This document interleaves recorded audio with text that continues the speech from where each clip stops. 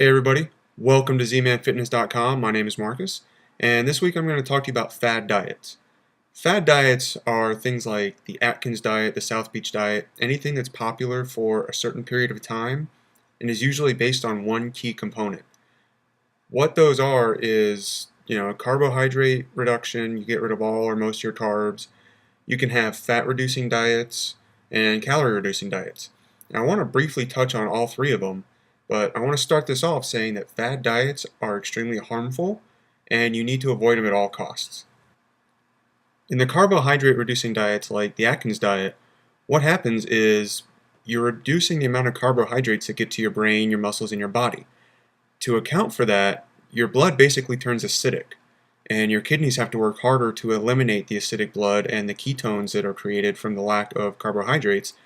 And in a nutshell, what you're doing is you're actually losing water weight. You're not losing any fat. In fact, it's actually more harmful to your fat reduction especially if you're working out. So when you do a carbohydrate reducing diet like Atkins, yeah, you're going to see weight loss, but it's going to be water weight. You need to make sure you stay hydrated, and better yet, just avoid that one at all costs. The next most common fad diet is a protein reducing diet. What you get with this is you have to think about your body as continuously regenerating. You are always replacing muscle cells, liver cells, stomach lining cells, and if you reduce the protein in your diet, you're basically restricting an essential amino acid and you're not going to replace what's being used by your body.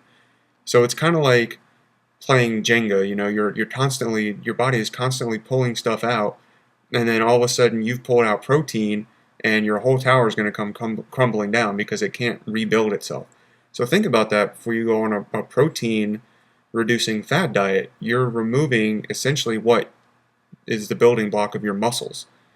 And again, you're going to lose weight, but it's going to be mostly water weight, not fat. Finally, calorie reducing diets. This is like the South Beach type diet and several diets like that. What you're doing by reducing your calories drastically in those sorts of scenarios is you're removing your energy. Calories are energy for your body. I'm not talking just energy to get out of bed and go do something to go work out. Your organs require a certain amount of energy just to function.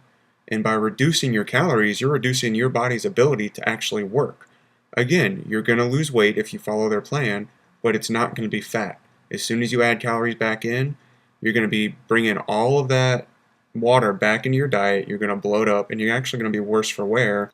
What can actually happen is because you've broken down your calories, your body needs to find calories to function, and it's going to start attacking like your muscle tissue and basically itself. So when you reduce your calories a lot, we call it the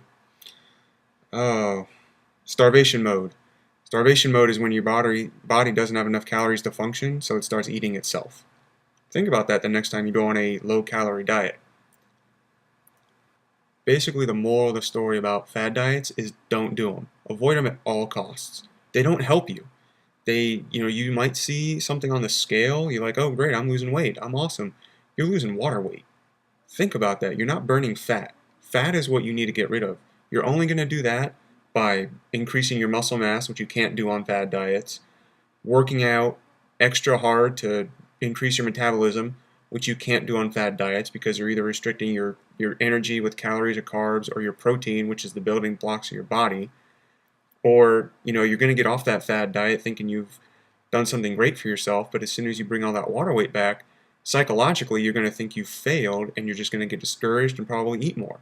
So the best thing to do is just adopt a healthy lifestyle, talk to a healthcare professional or a personal trainer or a nutritionist to figure out how many calories you need a day to survive, get a good workout program set, and lose weight the right way.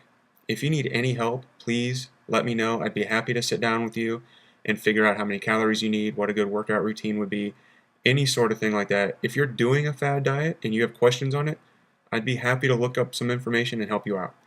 Leave me a comment on my blog or on my YouTube. You can find me on Twitter at RocketZman or my email address, zmanfitness@gmail.com. I look forward to talking with you next week, and I can't wait to see what we come up with.